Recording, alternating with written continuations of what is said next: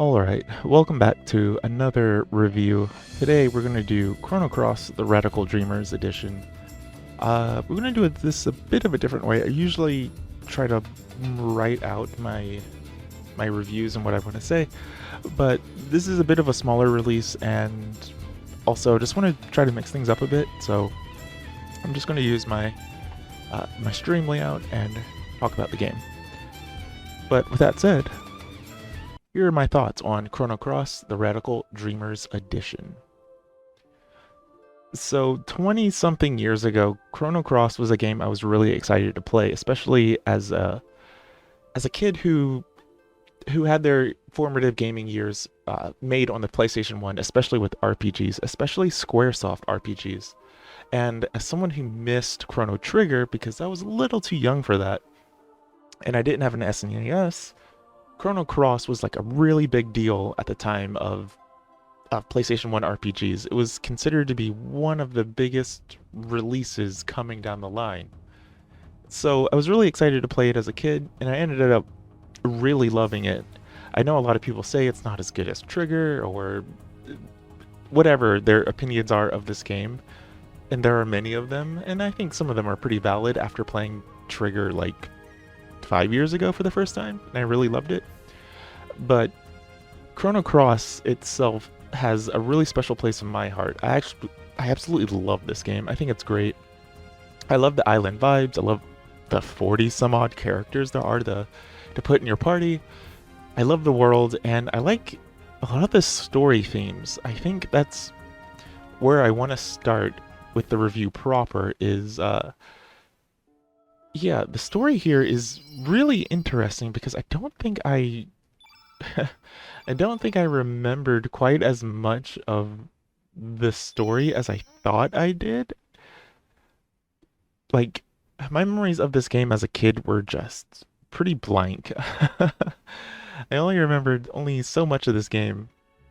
Like, I remember some story beats later in the game, but not so much of the middle points of it, but I really just like the themes of this game. I don't think the story itself is overall amazing, but I do think the themes and motivations of characters is just really interesting, especially as an adult. As a child, I don't think I picked up on quite so many of the themes of like what if I went and did this instead of that? What would happen if I didn't talk to this person that day and I just talked to this other person? Like, how would it affect my life? And these are things I think adults don't think about too much, or maybe we do think about a lot. I don't know. But as a child, I didn't think about it. And now as an adult, I do think about it. And you have those moments of like, oh, well, what if I did do that? What if I didn't do that? And I think a lot of it just kind of resonated a bit more with me now as an adult. Just saying. But once again, the overall story here isn't my favorite. But the general themes are something I really resonated with and I really, really enjoyed. But as for the story moments, like the infamous moment that I'm showing right here, where you have to choose between Kid surviving or dying, and spoilers, the game's 20 years old, eventually she comes back into the party, but you know, whatever. That's something I really love about this game, is there's basically two big paths that you can take, making it a game where you can replay it, obviously with 40-something characters to choose from. You can kind of replay it and choose who you didn't choose, or choose the path that you didn't choose. And I think that's just a really interesting way to do an RPG that kind of basically doubles the plot and story almost.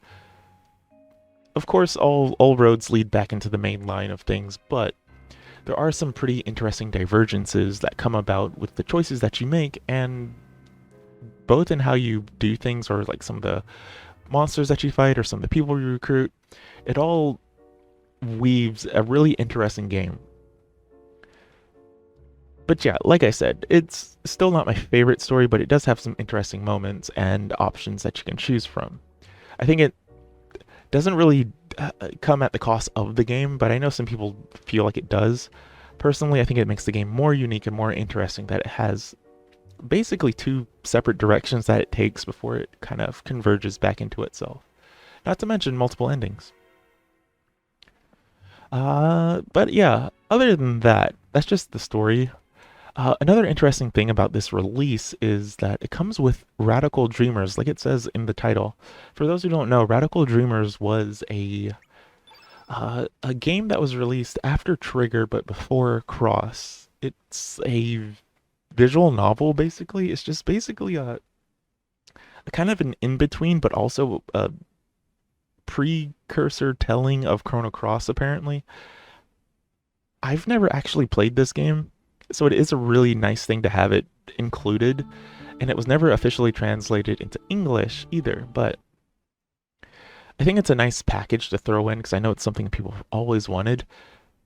That said, as somebody who enjoys Cross and Trigger without this, this isn't something I personally needed, but it is really interesting that they included it. So yeah, if you want more lore and more story, here you go. Chrono Cross Radical Dreamers Edition kind of includes the entire story, so it's great in that regard. But still, yeah, it's just a lot of text, basically. It's a lot of text. I haven't gone through all of it myself. I've only done a very tiny amount of it, but yeah, if it's something you're interested in, it's there for you, and yeah, that's pretty nice. As for the gameplay in Cross is pretty unique. It's a turn-based RPG, like a lot of RPGs were in that era, and it plays out with some pretty unique mechanics, but overall, it's not a super difficult game. There are a few difficulty spikes. There are a few boss battles that really just kind of push back in ways that you might not be expecting. But yeah, it's a pretty good game. I actually really like some of the battle mechanics that they have here, and let's see if we can, yeah. So one of the battle mechanics is kind of, I guess we should just start with it once we get into battle. To do like a basic attack, you get basically you get percentages. So the weaker the attack is, the more percentage chance it has of hitting, and of course it goes up as you rack up hits. So that was a miss, so it didn't go up. That's just your basic attack, and as you build up attacks, you can get the ability to use your elements. Your elements are your special abilities and attacks. Wow, Surge missed a lot there. But the battle mechanics are pretty interesting because there's a bit more to it than immediately is noticeable. You get the field effects thing at the top. The more you use a certain element color, the more the field changes. So for example, if you, let's see what we got here. We have a green one. If we use green, the field effect will start to change to green. And once you fill it up with all greens, for example, green attacks will get a damage buff or an effectiveness buff. So it's a pretty interesting mechanic, and there's actually a ton of little like elements that you can equip to your characters, and as you defeat bosses, that kind of unlocks the next few levels or so of stat boosts that you can get for your characters. So I think that's a really interesting way to do things, and I quite enjoy it. And the stat boosts are randomized after that, so it's unique. It's a bit different than most, but I personally love it. Also, each character gets about 3, if I remember right. Yeah, 3. Each character gets 3 different unique attacks that they can do, which is kind of like their quote-unquote super attack or whatever. And they're pretty interesting. Some of them are utility, like Kid's Steel. I think Lena has like a heal, and so on and so forth. But yeah, the battle mechanics aren't super complicated, but they are pretty interesting to mess around with and kind of mastering. It's a really interesting and unique battle system, so I like it. I quite like it. But yeah, that's it. Outside of battle, you run around and you talk to NPCs, and you basically build up the story just like any other RPG. You talk to NPCs, you get clues, but something that's interesting in Chrono Cross is that you actually get key items. It's something that other games have done before, and it's something that other games have done after it. But the key items help you progress the story and actually do a lot for side quests and unlockables. And they're not always super obvious, so sometimes they pay off hours and hours and hours later, which is something that was always really memorable and interesting for me.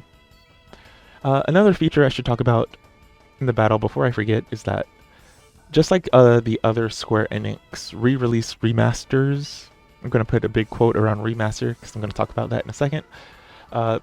They have extra features added, so you can press the trigger and you can actually speed up. And then you can press the other trigger and you can actually slow down. This is really beneficial for weak monsters, but it's also beneficial, like the slowdown, for some of the mini games that require a bit more timing.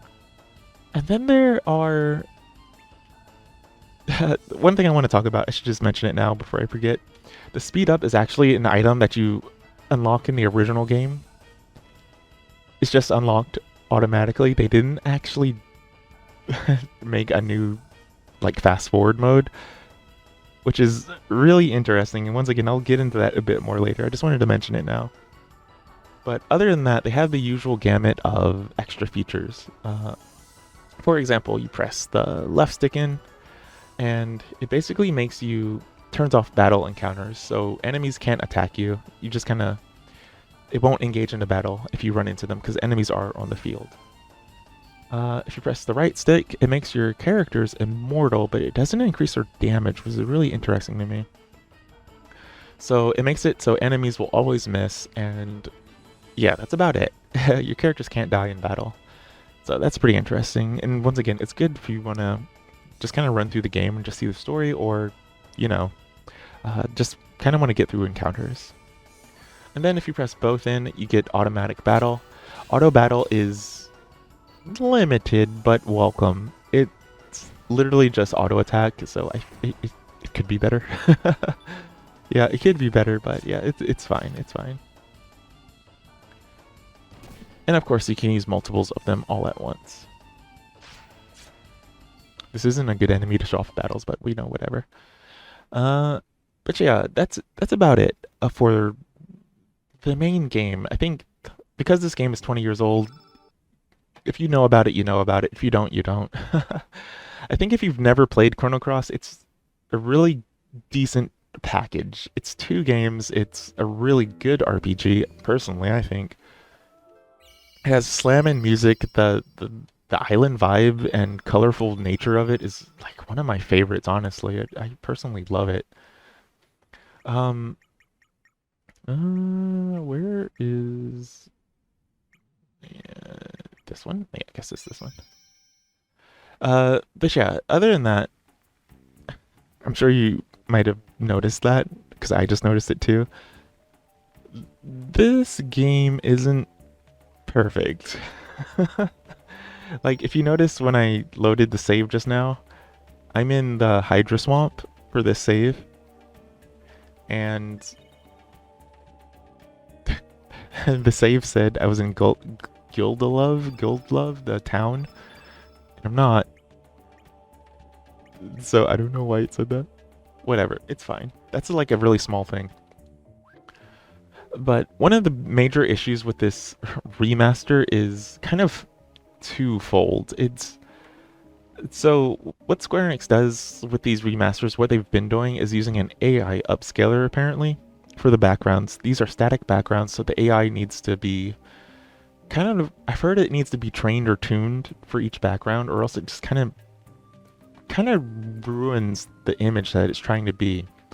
And yeah, for some areas here in this game, it actually looks pretty good.